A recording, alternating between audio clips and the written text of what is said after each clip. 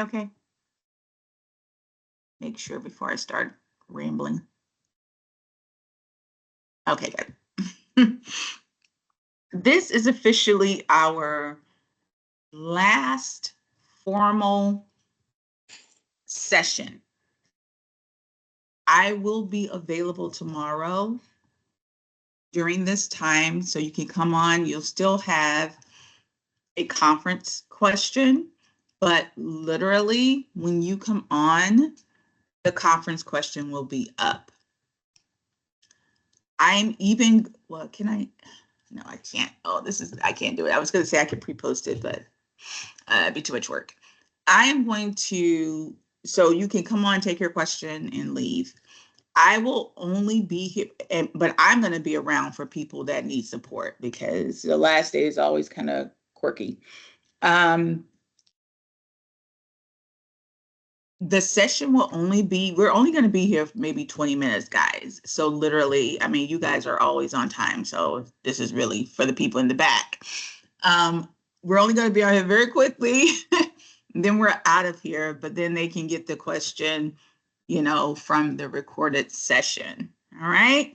All right. So let's get going because I want to give you guys as much time as possible. I know some people have been on vacation and whatnot, and they need to catch up. All right. So here we go. In chapter 5, it talks about networking, right? We've been talking about that. And I don't know if this statistic is going to frighten you or not, but 70% of job seekers find success through connections, 70%. So I want you to actually think about that number in a different way. That means that 70% of jobs are filled by people that know someone. What are you saying, Ms. Taylor, that we only see the leftovers? Yeah. What, like 30%? Yeah, that's about right. So that means that when you go on to the LinkedIn's and the Indeed.coms and all those other job boards, those are jobs that could not be filled by someone that they knew. Or maybe they had your information in their data bank, or maybe you got recruited through a recruiter. Anytime that they cannot fill a job is when it goes on to these job boards. But here's the other key too. The majority of recruiters are using the job boards when they can't fill it through someone that they know. So now it's like, oh, shoot. So if I'm not networking, I need to at least have posted my profile because they're using that. Like, why would they not use it if it is a way to access talent, right? Like, who's not going to use that? Why would they try to use old forms of connecting with people when you have millions and millions of people right there in one spot? So they're definitely going to use it. Then they are going to use ATS systems, to scour through your profile to look for those keywords. That is what they're going to do, my friends, right? Over 75% are using these ATS systems. So we are really shooting ourselves in the foot if we do not take the time to make sure our profile has the right type of information in it so that we can be seen. Does that make sense? I think we've kind of hit on that a lot. So where do I network? Like, where can I get this information from? Why do I feel like, hold on, you guys.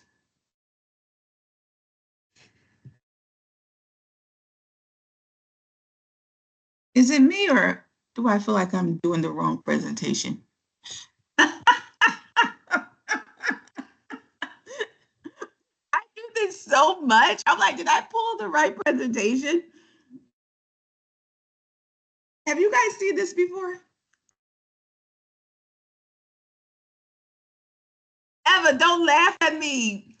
Oh, this is so funny.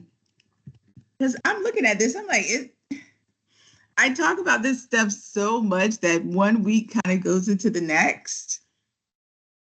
Maybe not. Maybe give me a thumbs up if if I'm not being nuts. You haven't seen this before, right? We're in chapter 5, right? This is hilarious. You haven't seen it, right? Okay, Erica, come off real quick. Say yes or no. I'm panicked now. We're in. They're all laughing at me.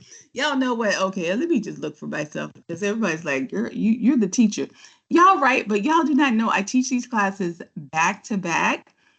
And I think for some reason, my mind is just thinking it's something that's not. But hold on, I'll double check right now.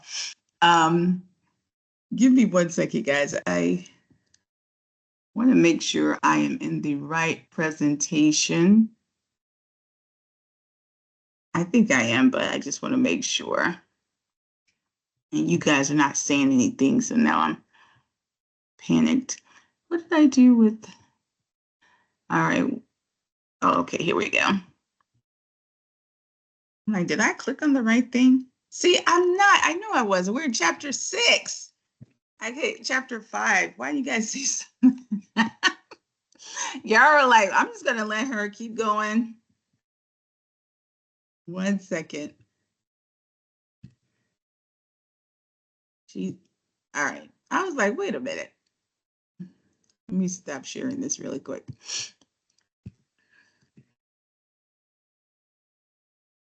All right. Un momento, por favor. Oh, that was funny. I was like, wait a minute. This sounds familiar. All right, let me get my chapter 6 up really quickly. But why is it week 4, Wednesday, week 4, chapter 6? Okay, sorry. I was like, wait a minute. All right, it's coming up. Sorry about that, guys. That is a first. All right, so let me put it back up. And the only thing you guys heard was this was the last presentation, so that's all you heard, right?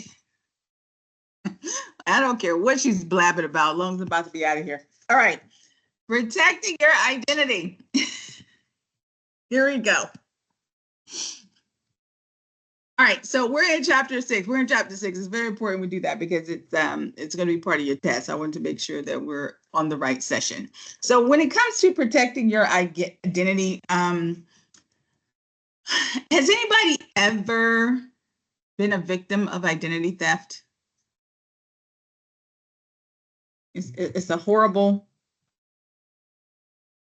horrible thing, right? Yeah. It's a horrible thing to be identity theft. And I see that I have somebody from Fort Myers reaching out to me. 1 second, guys.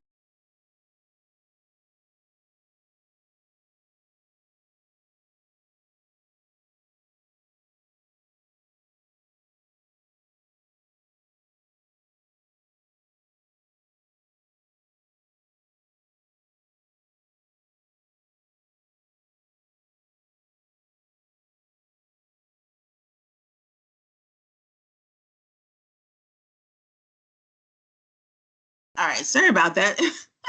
We have a student that should be in class and he's calling me. All right, here we go. So anyway, I saw a couple of hands. Who's been a victim of identity theft? I have. The nerve. Do you know what they purchased when they bought back in the day, almost 20 years ago, cell phones were a big commodity.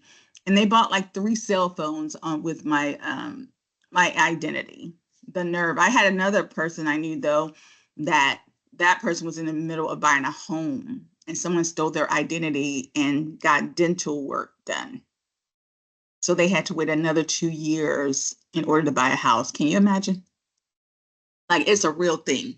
So with identity theft, this is something that is very, very serious. So you want to definitely protect your information. Yes, we talk about putting things out on the internet. It's one of the reasons why I say don't ever put your home, obviously don't put your social, don't put anything too identifying, especially if you're on those job boards like Indeed.com, because it doesn't take much, I hate to say this, for people to sign up as an employer. And I've known people to have done it, fake employers, to get people's information. You may have seen some of those disclaimers from Indeed that says, oh, these are scam jobs. And some of it is they're trying to get people's information. So I always say, don't put your personal information on those boards or on your resume. I know it's unfortunate because we're all trying to get a job. But in addition to identity theft, there are employment scams as well, right? So, you have to understand that those things do exist, and we just have to be vigilant, right? Even computer identity theft, people can, try to hack into your IP address. And, we store a lot of passwords and things on our computers, especially Google. And, any of those things, anywhere that they can get access to information, thieves will try to do it. It is very unfortunate that we have people that, will always try to do something negative, um, you know, in any scenario, right? If you are using, Starbucks, Barnes and Noble, or any of those places, Wi-Fi, I would not suggest doing anything personal on those sites. If you're not just Googling something, or, and even be careful with using your own social media accounts. Like if you're out and about and using public Wi-Fi, I would just say be very leery of that. I wouldn't even recommend it, to be honest with you. But because they can even have some fake Wi-Fi hotspots, and of course, what are they going to do? They're going to try to find any type of personal identifying information about you. So again, just be vigilant. That just be safe. Definitely be leery of paying for anything. There's a lot of job boards out there that say, "Oh, we're so much better than the free ones. For a small fee." Let us do the work for you. Everybody wants access to your information, right? Everybody wants access to your bank accounts. So I personally don't do it. One thing that you want to do too is to clear your history as much as you can. When you are even on your own laptop, and you can just Google how to do this. It is really simple to do. But cookies is like a stored data that kind of, allegedly, what is allegedly designed to do is to help enhance your experience. So let's say you go to Amazon.com, or let's say you're on Indeed, which I kind of hate cookies for this, and you're looking up a job for welding, or you're looking up for a job for HVAC. They'll kind of follow you around and see what you're clicking on and your preferences, so that the next time that you go to that website, they're going to be showcasing you that stuff, right? Or let's say you go to Amazon and you're looking for baseball hats. And so they're going to start showing you that and baseball hat adjacent type materials. But the problem I have with that is maybe I was just looking for that because my cousin's birthday was there. I'm not interested in baseball hats every time I log on. Is that not annoying? So that's what cookies does. So you have to clear out your cookies so that, or if they're asking, if they can track it, just say no. Like, especially if you're just trying to look at something for the one time. I don't want you sending me stuff, of something that I only want at one time, or even with, Indeed.com or whatever. Maybe I'm looking to help my little sister find a job. Like, don't be sending me stuff about her stuff all the time, right? So just clearing your cookies out will help mitigate some of that stuff. There are different types of, hacks and attacks that can happen to your computer. Some of you may be familiar with them. Phishing is when you get a bunch of emails, and hopefully most of them go straight to spam, but if you click on it, things can happen. They're going to try to steal your information. Malware has to do with software programs that are trying to damage. Yes, people actually do that. Can you believe it? Damage your computer for whatever reason. They get a kick out of that. Now, not that this is a good thing, but a lot of times they like to send it to company email addresses because maybe they have a grievance with that institution. There are obviously software viruses. Sometimes this is not even intentional, but somebody has a bad, virus on their computer, and then it can get to you. That's why a lot of people moved away from those USB. You guys know those USBs that people used to walk around with, and you're just plugging it into your school. You're plugging it in here and plugging it in there, and then, you can get a virus that way. Adware, people pretending that they're having some type of advertisement, and then it can, be fake, or it can be malicious, or it can be, some type of sending you to somewhere to steal your information. Spyware is the same thing. It's designed to be in the background of your computer, and of course it's trying to get access to your bank account or whatever else they're trying to steal.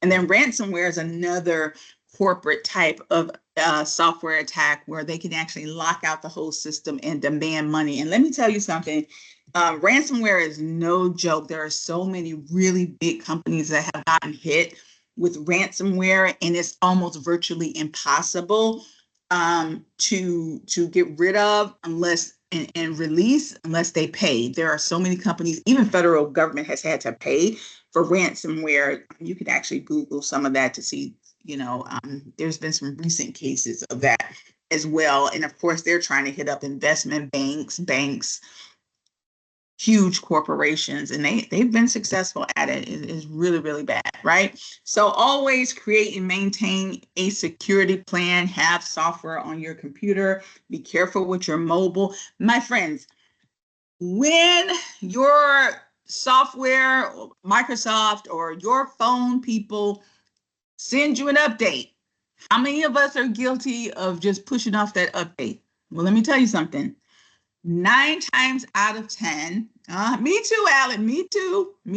Listen, guilty as charged. There's nothing I'm not telling you that I haven't done myself. It's because they found some type of virus or some type of hack. And so they're never going to say, hey, update this really quickly because we found a break, or we found a leak. That's why they're doing it. They'll say, oh, we're just updating software. No, they're trying to protect you. So update it as soon as possible, because they mean that 9 times out of 10, they found some type of break, or somebody has hacked the system. And so they've had to patch it. So that's why they send it to you. It's not because they're just trying to make your computer more efficient or to make your cell phone run better. So do that right away. Most times that is the reason why it's for some type of security breach. Do multi-factor authentication. I know it's so annoying, guys, but I say do it on your cell phone because that's something that you always have. I don't even trust having the authentication go to my email, right? Because somebody can hack your email. But if the authentication is your face or your phone, to me, that is the best way to have that 2-point authentication. Like, you just can't trust people nowadays, right? And then if you are saving stuff on the cloud, that means like if you're using Google Docs, that's like cloud versus using, and even if you're using Microsoft Office Teams, Office 365 is what they call it. That is on a server, a remote server is what they call the cloud. A server is nothing more than your computer. Everybody has a computer, has a small server. It's called your computer. But if you don't want to, did y'all see the New York just come out of me?